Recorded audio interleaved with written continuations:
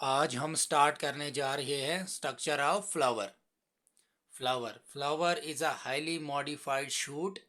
It helps in reproduction and continues the generation of plants. तो flower जो है ये मॉडिफाइड शूट होता है. ये रिप्रोडक्शन में भी हेल्प करता है और प्लांट्स की जनरेशन्स को भी कंटिन्यू करता है. अब हम देखेंगे पार्ट्स ऑफ फ्लावर कि फ्लावर के कितने पार्ट्स होते हैं. तो फर्स्ट है इसमें कैलेक्स, सेकंड है कोरोला, थर्ड है एंड्रोशियम और फोर्थ है गाइनोशियम. अब हम जाएंगे स्ट्रक्चर ऑफ फ्लावर पे. तो हमने फ्लावर का स्ट्रक्चर बनाया हुआ है. तो फर्स्ट हम डिस्कस कर लेंगे कैलेक्स को कि कैलेक्स क्या होता है.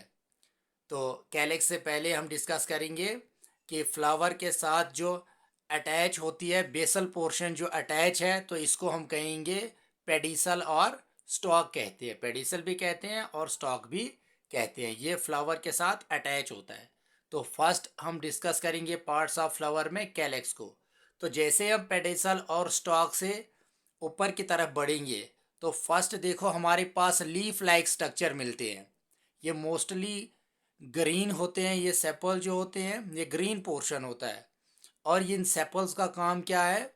इन सेपल्स का काम है फ्लावर को बड स्टेज में बचा के रखना. जो एनवायरमेंटल कंडीशंस आती हैं तो ये सेपल जो है ये बचा के रखते हैं इस फ्लावर को बड स्टेज में. और अगर हम सिंगली कहें सिंगल सिंगल को तो कहेंगे सेपल.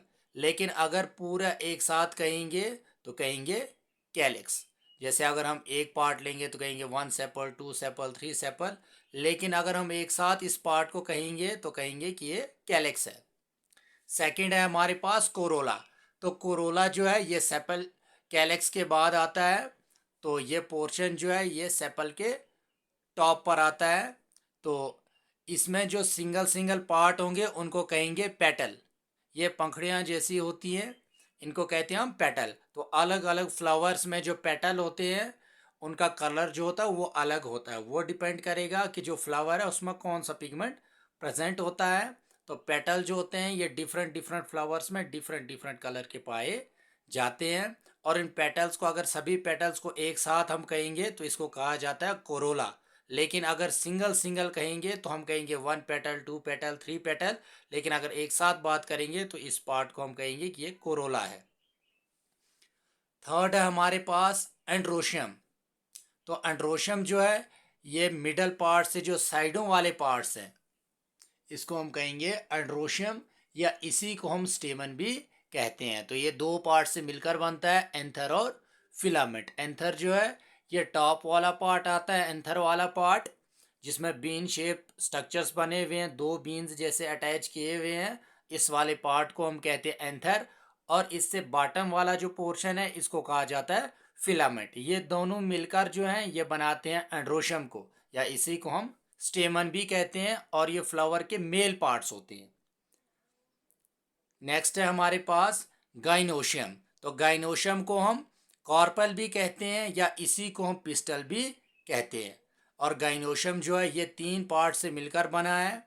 ये मिडल वाला पार्ट है जिसमें आता है स्टिग्मा, स्टाइल और ओवरी. तो स्टिग्मा जो है ये सबसे टॉप वाला पार्ट होता है. और स्टिग्मा जो होता है ये बहुत ज़्यादा रिसेप्टिव होता है. चिपचिपा सा मटेरियल होता है यहाँ पे ताकि पॉलन ग्रेन्स जो एंथर से आएंगे वो स्टिग्मा के साथ अटैच हो जाएंगे. और स्टिग्मा से अगर हम बॉटम की तरफ बढ़ें तो मिडल वाला पोर्शन जो आता है ओवरी और स्टिग्मा के बीच में इसको कहा जाता है स्टाइल. और जो बॉटम वाला पोर्शन है गाइनोशियम का इसको हम कहते हैं ओवरी. और ओवरी के अंदर होते हैं ओव्यूल्स. और यही ओव्यूल्स जो हैं बाद में कन्वर्ट होकर सीड्स बनाते हैं. जब फ्रूट तैयार हो जाएगा तो ओव्यूल जो है वो कन्वर्ट हो जाएंगे सीड्स में. तो ये था हमारे पास स्ट्रक्चर ऑफ फ्लावर जो हमने डिस्कस किया. नेक्स्ट टॉपिक में हम डिस्कस करेंगे पॉलिनेशन कि पॉलिनेशन क्या होता है.